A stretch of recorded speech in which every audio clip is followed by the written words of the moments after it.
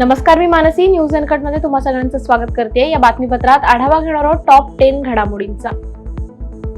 राजस्थानच्या जयपूरमध्ये रायझिंग राजस्थान या वैश्विक गुंतवणूक परिषदेचं उद्घाटन पंतप्रधान नरेंद्र मोदी यांच्या हस्ते आज होणार असून ते उद्घाटन सत्राला संबोधित करतील. तसंच राजस्थान वैश्विक व्यापार प्रदर्शनाचं उद्घाटनही मोदी यांच्या हस्ते होणार आहे. 3 दिवस चालणाऱ्या या परिषदेत 32 राष्ट्रांच्या प्रतिनिधींसह 5000हून अधिक व्यावसायिक, व्यापार प्रतिनिधी, राजदूत आणि गुंतवणूकदार सहभागी होणार आहेत.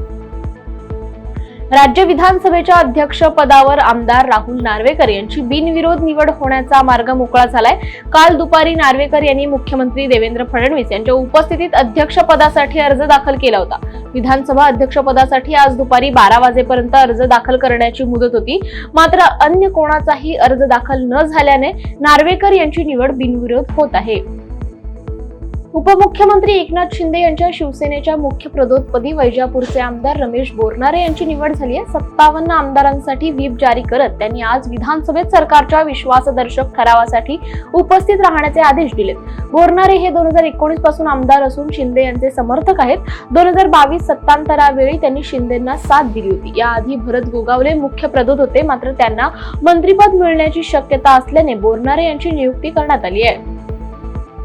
अमरावतीत माजी खासदार नवनीत राणा आणि विद्यमान काँग्रेस खासदार बळवंत वानखडे यांच्यात ईव्हीएम मुद्द्यावरून वाकयुद्ध आहे. ईव्हीएमच्या मुद्द्यांवरून नवनीत राणा यांनी बळवंत वानखेडे यांनी राजीनामा द्यावा अशी मागणी केली होती. बळवंत वानखेडे यांनीही राणा यांचे चॅलेंज स्वीकारत राणांनी मला येणारी निवडणूक बॅलेट पेपरवर होणार म्हणून लेखी पत्र द्यावं, मी लगेच राजीनामा देईन असा पलटवार केलाय. विधानसभा निवडणुकीत सपाटून पराभव झाल्यानंतर उद्धव ठाकरे यांच्या गटाने आता मुंबईचा शेवटचा बालेकिल्ला राखण्यासाठी कंबर कसली आहे. गेल्या अनेक वर्षांपासून मुंबई महानगरपालिकेवर शिवसेनेचा भगवा डौलाने फडकतो. मात्र शिवसेनेत फुटलेली फूट आणि नुकत्याच झालेल्या विधानसभा निवडणुकीतील पराभवामुळे ठाकरेंचा मुंबईतील बालेकिल्लाही पडण्याच्या मार्गावर असल्याची चर्चा सुरू आहे.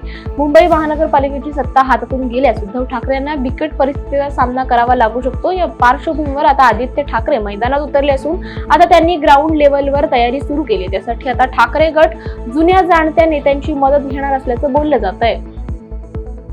दिल्लीतील अनेक शाळांना बॉम्बचा धमकीचा ईमेल आल्याने खळबळ उडाली आहे. आर.के. पुरम भागातील 2 शाळांना धमकीचे ईमेल मिळाले असल्याचं समोर आलं. या घटनेनंतर बॉम्ब शोधक पथक आणि पोलिसांनी शाळांमध्ये कसून तपासणी सुरू केली आहे. सुरक्षा उपाय म्हणून परिसरात हाय अलर्ट जारी करण्यात आलाय. सर्वत्र तपासण्या सुरू असून पोलीस अधिक चौकशी करतात. सध्या कोणताही धोका नसल्याचं प्राथमिक तपासात स्पष्ट झालंय.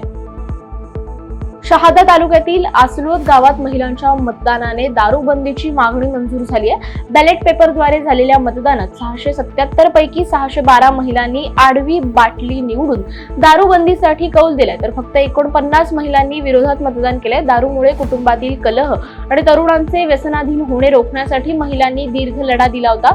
रविवारी मोठ्या पोलीस बंदोबस्तात हे मतदान पार पडले. महिलांच्या विजयाने गावात जल्लोष करण्यात आला असून असलोद हे नंदुरबार जिल्ह्यातील पहिले दारूबंदी करणारे गाव ठरलंय. आज पहाटे बारामतीकडून भिगवणकडे निघालेल्या बारामतीतील 4 शिकाऊ विमान पायलटच्या कारचा लांबजेवाडी गावानजीक भीषण अपघात होऊन 2 जणांचा जागीच मृत्यू झालाय. 2 जण गंभीर असून त्यातील एकाची प्रकृती अत्यावस्थ असल्याची माहिती मिळते. दशू शर्मा आणि आदित्य कणसे अशी मृतांची नावे असून कृष्णा मंगल सिंग आणि महिला पायलट चेष्टा बिश्नोई हे दोघे गंभीर जखमी आहेत. जखमींना तातडीने रुग्णालयात हलवण्यात आलंय. ऐन थंडीत गेल्या काही दिवसात अरबी समुद्रावर तयार झालेल्या कमी दाबाच्या पट्ट्याने पावसाला पोषक वातावरण तयार झालं होतं. आधीच दमट वातावरण असणाऱ्या मुंबई नगरीत तापमान अधिक वाढल्याने नागरिक उकाड्याने हैराण होते. पण आता शेवटी मुंबईकरांना कपाटातील स्वेटर बाहेर काढावेच लागल्याचं दिसतंय. गेल्या 9 वर्षातल्या सर्वात कमी तापमानाची मुंबईत नोंद झाली आहे. मुंबईतल्या सांताक्रूज केंद्रावर आज 13.7 अंश सेल्सिअस तापमानाची नोंद झाली. यापूर्वी डिसेंबर 2015 मध्ये किमान तापमान 11.4 अंश सेल्सिअस एवढे नोंदवलं गेलं होतं. अंडर 19 भारतीय संघाला पराभवाचं तोंड पाहावं लागलंय. भारताने नाणेफेकीचा कौल जिंकल्यानंतर प्रथम गोलंदाजी करण्याचा निर्णय घेतलाय.